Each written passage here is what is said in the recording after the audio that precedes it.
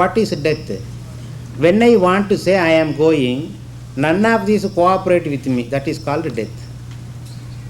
That is all death. None of things cooperate. I want to tell, and tongue doesn't cooperate. Brain doesn't cooperate. Heart doesn't cooperate. The whole system failed. And the system failed. Whom it is known to me. That means death has not caused the death to me, because I am capable of knowing what is dead. Is it clear? Yeah. Nobody is dead. Nobody can die. Nasato vidyate bhavaha. Na bhavo vidyate sataha. That which is, nobody can erase. That which is not, nobody can bring back into existence. இருப்பதை இல்லை என்று எவரும் சொல்லிவிட முடியாது. நீங்கள் இருக்கிறீர்களோ? ஆமாம் இருக்கிறேன். சாமி நீங்கள் இருக்கிறீங்களா? ஆமாம் இருக்கிறேன். கைவலியோடு இருக்கிறீர்களா? ஆமாம் கைவலியோடு இருக்கிறேன். கைவலியை உணர்ந்து கொண்டு இருக்கிறீர்களா? ஆமாம் உணர்ந்து கொண்டிருக்கிறேன். கைவலியை உணராமல் இருக்கிறீர்களா? உணராமல் இருக்கிறேன் என்று சொல்வதற்கு இந்த உணர்வற்ற சரீரத்தால் சொல்ல முடியாது. நான் சொல்ல முடியாத எனக்கு உபயோகமற்ற சரீரம் உங்களுக்கு ஈக்குவலி உபயோகமற்றது. இது விவகாரத்திற்கு பொறுத்த, டிரான்சாக்ஷனுக்கு பொருத்தமானது அல்ல. So that which cannot communicate with you, you call it is con. சுவாமி, சுவாமின்னு சொன்னால் இதுக்குள்ளே இருந்தவர்.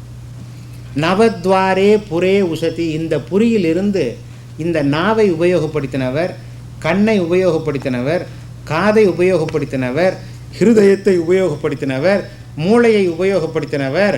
இப்பொழுது சொல்லுகிறார் எல்லா இடத்துலையும் பவர் ஃபெயிலியர்னு. உங்கள் வீட்டில் பவர் ஃபெயிலியர்னா யாருக்கு தெரியணும்? முதல்ல உங்களுக்கு தெரியணும், வீட்டுக்குள்ளே இருக்கிறவருக்கு தெரியணும். சரி, அப்போ இந்த வீட்டுக்குள்ளே இருக்கிறவர், அவருக்கு பேர் புருஷன்னு பேர். நவத்வாரே புரே உஷதி இது புருஷா.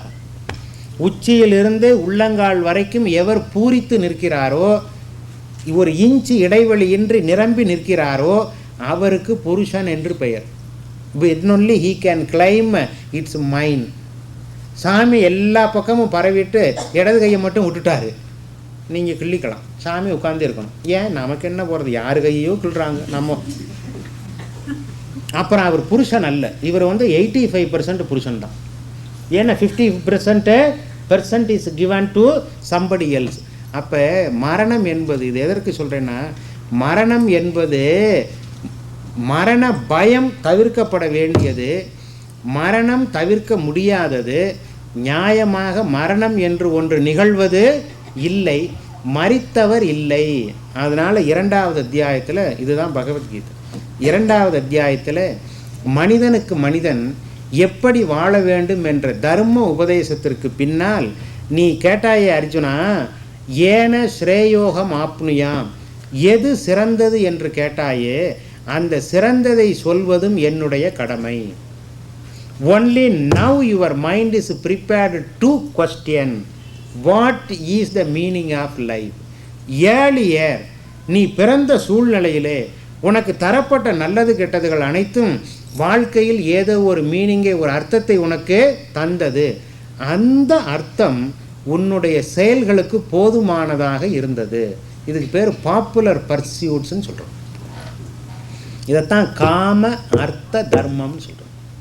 காமம் பாப்புலர் பர்சியூட். எல்லா உயிரினங்களும் இந்த உயிருக்கு உடலுக்கு எது உறுதுணை தருமோ, உறுதுணைன்னு சொன்னால் ஒரு நல்லுணர்வு, சென்ஸ் ஆஃப் வெல்பீயிங், உணவு, நல்லுணர்வு, சக்தி வேணும். It gives me energy, provides healthy condition, and energy comes from food. Food must go in, and food must go in a palatable way. முருங்கைக்காயில் என்ன இருக்குது? கால்சியம் இருக்குது.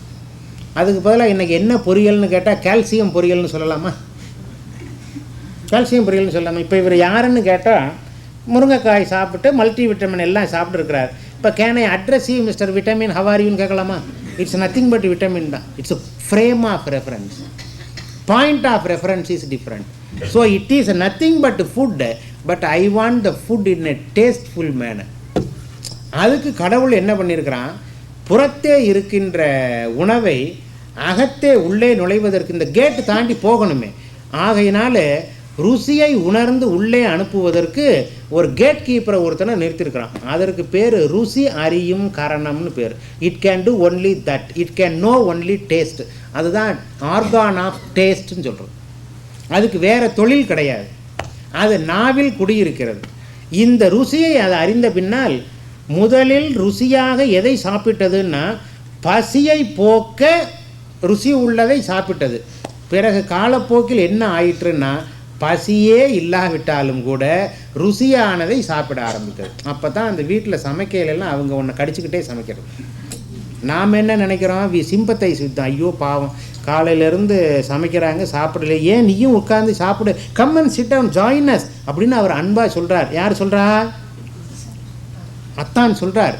come and sit down and why are you said why you come and sit join us and we all can help ourselves come Kamalam என்ன சொல்கிறது, no no no no you all eat I will. இங்கே உள்ளே போகாது. ஏன்னா உள்ளே சின்ன சின்ன கோட்டாவாக உள்ளே போயிருக்கு. இங்கே பிட்ஸ் அண்ட் பீசஸாக உள்ளே நிறைய போயிருக்கிறது. You understand. ருசி பார்க்குறேன்னு என் பசி போயிடுச்சு. You understand. ஆனால் சிலர் என்ன பண்ணுறாங்க, பசிக்காக சாப்பிடுகிறார்கள் ருசியானதை கூட. சிலர் என்ன செய்கிறார்கள்னா ருசிக்காக சாப்பிடுகிறார்கள். இந்த பசிக்காக சாப்பிடுபவன் சாமி, ருசிக்காக சாப்பிடுபவன் ஆசாமி. இவ்வளோதான். இதுக்கு பேர் தபஸ்ன்னு பேர். That's all what it is. Anything is. ஏன்னா this is what it is meant for. Now I don't become slave to tongue, but I have a mastery over my own organ. Steering should not turn left or right, but it should cooperate my intention of whether I am going left or right. This is called negotiation. We all negotiate situations in life with what is given to us. One such organ is organ of touch, organ of taste, organ of seeing. இவைகளெல்லாம் நாம் வாழ்க்கையில் தேடி தேடி நம்மளுக்கு இந்த உடலுக்கு இன்பம் சேர்த்துக்கொள்கிறோம், உறுதி சேர்த்துக்கொள்கிறோம். இது உணவு. இந்த உணவுக்கு அப்பால் உறைவிடம். இந்த உறைவிடத்தை ஒருவரும் பறிக்கக்கூடாது. என் உணவை பறிக்கக்கூடாது. உன் பசி போகிறதுக்கு யார் என் உணவு பறிபோகக்கூடாது. இதுக்கு பேர் உபதேசம், தர்மம்னு சொல்கிறோம். 2வது அத்தியாயத்தில் அந்த தர்ம சிந்தனையை, அவன் வாழ்ந்த கலாச்சாரம், அவன் பிறந்த சூழல் எதை நல்லது கெட்டது என்று சொல்லி இருக்கிறதோ அதை வைத்து தன் பிரச்சனையை தீர்த்து அந்த நல்லுணர்வுங்கிறது என்ன, இழப்புணர்வு இன்றி குற்ற உணர்வு இன்றி உன் மனம் நிலைத்திருந்தால் அந்த மனோநிலையை நீ சுகம் என்று சொல்கிறாய். That is called psychological wellbeing. We want to make that permanent in our mind and we don't want that to be assaulted by any change. Anything can change in me except this. What is that? What the peace that was introduced by yesterday's life. நேற்று என் உள்ளத்திற்கு அறிமுகமான அமைதியை, சாந்தத்தை இன்றைய வாழ்க்கை சூழல் பறிக்கக்கூடாது. இதுதானே நம்மளுடைய எதிர்பார்ப்பு. இதுதானே என்னுடைய எதிர்பார்ப்பு. நேற்று நான் கண்ட சுகத்தை இன்றைய வாழ்க்கையும் வாழ்க்கை சூழலும் பறிக்கக்கூடாது. சுகம் நிற்க எது போனாலும் ஐ டோன்ட் கேர். சுகம் நிற்க எது வந்தாலும் I don't care. This is my expectation. இதுதான் எல்லோருடைய ஏக்கம். இது எனக்கும் ஏக்கம், உங்களுக்கும் ஏக்கம், அவருக்கும் ஏக்கம். இப்போ எல்லோருடைய ஏக்கமும் ஒன்றாக இருப்பதால் இது சரியான ஏக்கம். இதில் நாம் தவறு இழைக்கல. அப்போ ஆசைப்படுறது சரியா தவறா? மனசில் ஆசை வச்சுக்கிறது இது சரியா தவறா? ஆன்மீகமாக ஆன்மீகத்துக்கு புறம்பானதா அப்படின்னு நாம் நினச்சுன்னு இருக்கோம். பகவத்கீதையில் சொல்கிறாரு, ஆசை இல்லைன்னா நீ ஒரு மண்ணாங்கட்டின்னு சொல்லிட்டார். ஏன்னா இது இந்த மைக்ரோஃபோனுக்கு ஆசை இருக்கும். சாமி வந்து உட்காந்து ஐ ஆம் ஸோ ஹாப்பி பேசுங்க அப்படி சொல்கிறதா?